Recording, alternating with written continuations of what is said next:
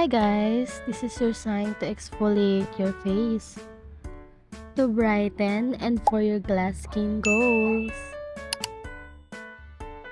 And also if you have this type of skin problems, you must try this product. And also guys, need ng ating face na ma-exfoliate 2 to 3 times a week. And exfoliate means the process of removing the dead skin cells from the surface of the skin.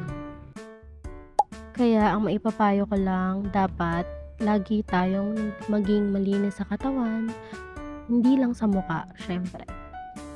And need natin mag-exfoliate ng ating face 2 to 3 times a week.